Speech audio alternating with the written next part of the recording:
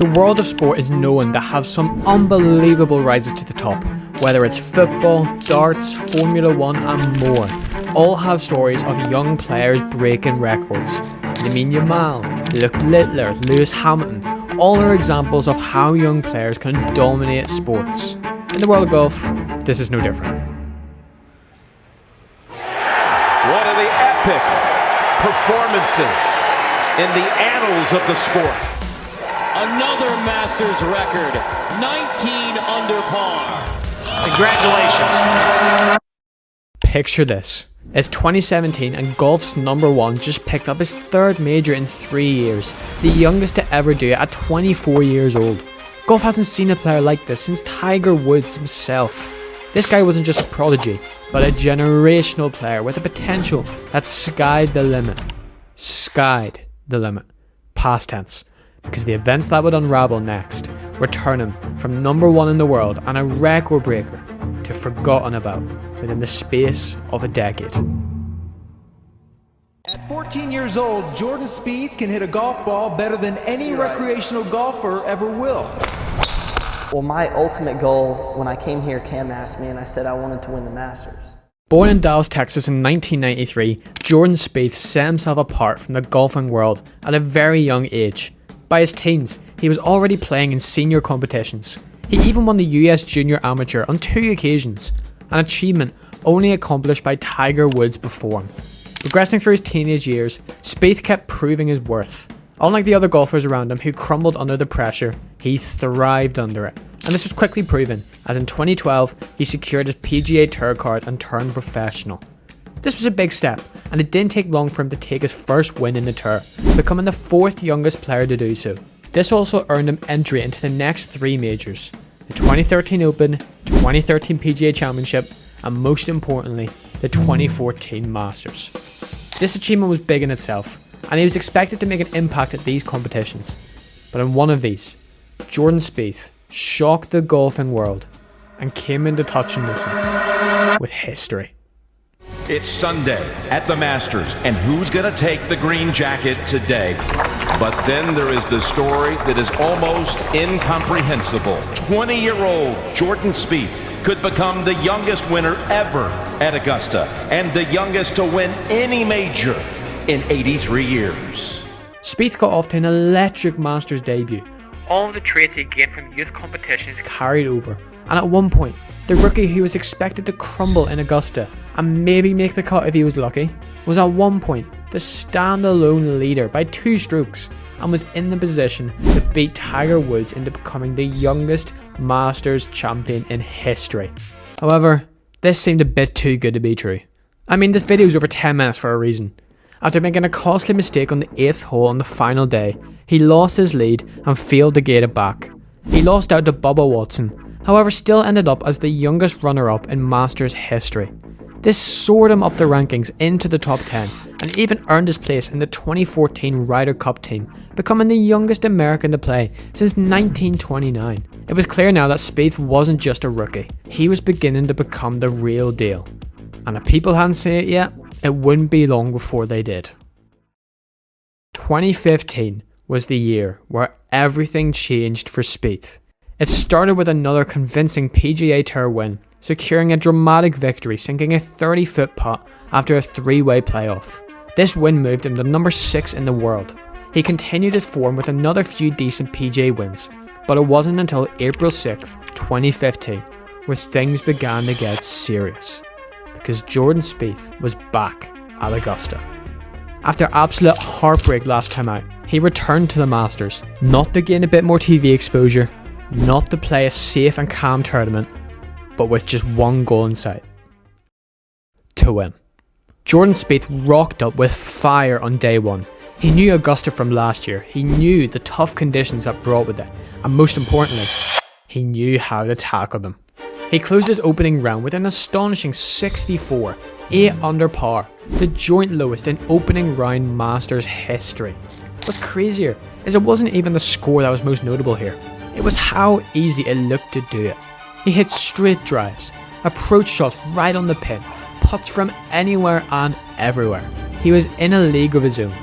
he had an extensive solo lead and the rest of the field was being left in the dust. Some critics wrote this off to be a fluke, but instead of backing away, he doubled down in round 2, scoring a 66, 6 under par, bringing his total so far to 14, 4 shots ahead of second place, and also setting the record score for a 36 holes at the Masters.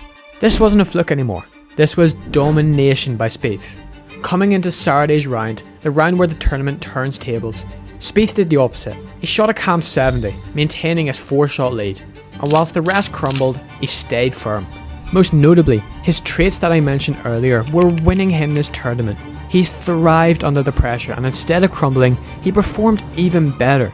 This all led up to the final round, where to no surprise, Jordan Spieth lifted the Masters trophy.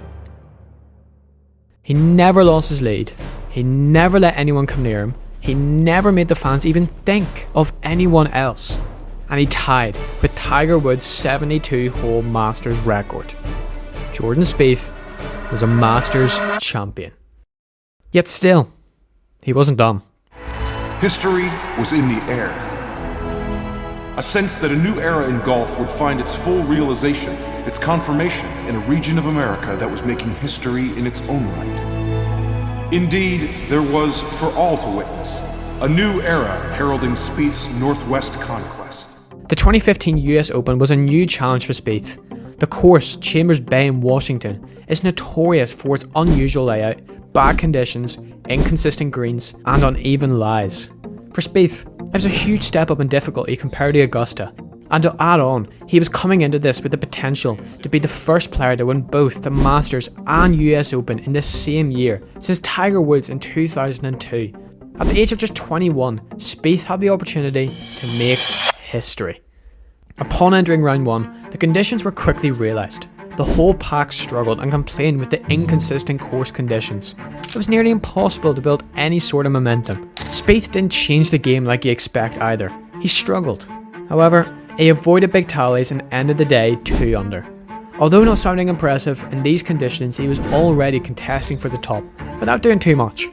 Into Friday, Spieth was quietly becoming a close contender. It wasn't exciting plays or risky approach shots, because with the course worsening, it became even less predictable. Scores rose across the field. But Spieth, From 167 yards.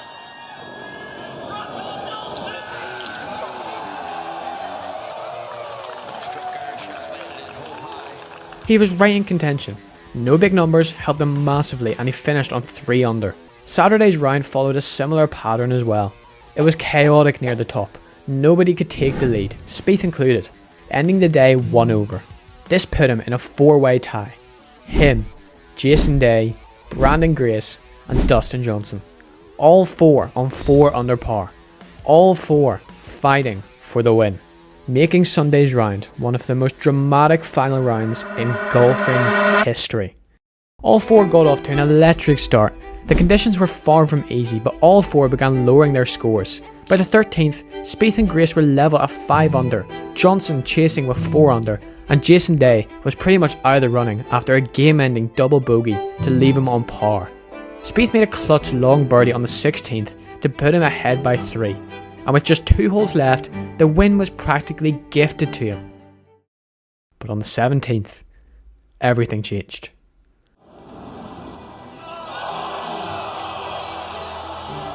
A double bogey on the 17th put him level with Johnson again.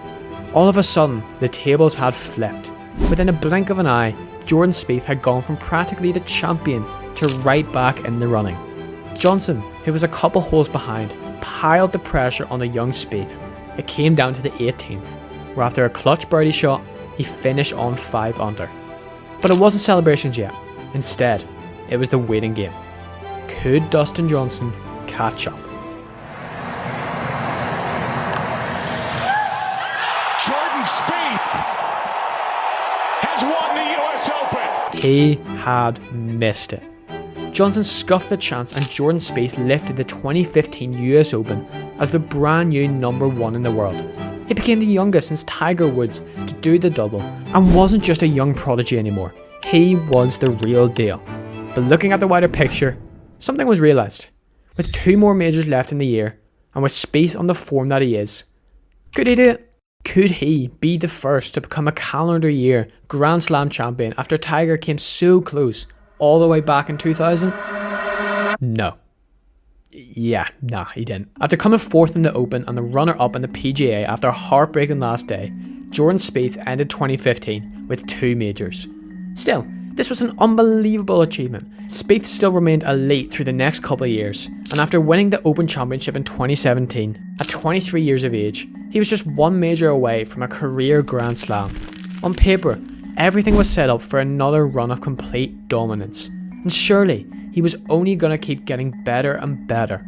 The only way his career can go from here was up. Except, not quite. Over 2018 and 19, something weird happened. Something that had never been seen in Spieth's career before. Wins became rarer. He was still in contention, but he could never close the tournament properly.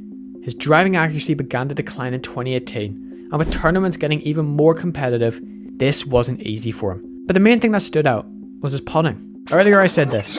He hits straight drives, approach shots right on the pin, putts from anywhere and everywhere. Spieth's big selling point was his putting. But that declined, and so did his results, and so did his world ranking. From number 2 in 2017 to 17 in 2018, then 44, then 82. Within just 3 years, he had dropped 80 places. He missed cuts from multiple majors, including the US Open. He had zero threat in the majors he did play in, and that ruthlessness he once had was gone. He didn't trust his drives anymore, which poisoned everything else. Within 3 years, Spieth winning went from inevitable to hypothetical. He was lost. He had a long road back to the top. Or that's what people thought, because after making the cut for the 2021 Masters, something extraordinary happened.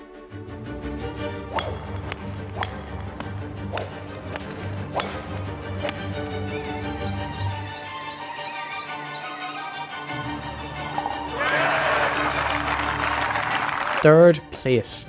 The Jordan Spieth, who was out of the world rankings and was considered washed up just 6 months prior, had just returned to Augusta and dominated.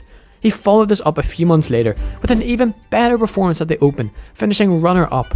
These outstanding achievements, alongside his emotional Texas Open win, which was his first win in 4 years, surged him back near the top at number 14 in the world. He competed for Team USA in both the 21 and 23 Ryder Cup, and despite not reaching his peaks at 21 again, he remained competitive in high-profile majors. However, something had been happening behind the scenes that was becoming worse and worse over time. His wrist.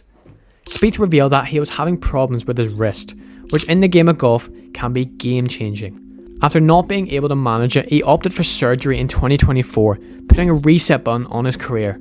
After returning in 2025, Jordan Spieth is a different player to what he once was. He can have bursts of brilliance now and again, but was no longer able to build consistency for week-to-week domination. I mean, take a look at his Masters results, for example, over the last few years. Since 2020, he has placed 46th, 3rd, missed the cut, 4th, then missed the cut again. So the question still stands, did Jordan Spieth actually disappear? Well, no. It is near impossible for any golfer to be consistent for that amount of time.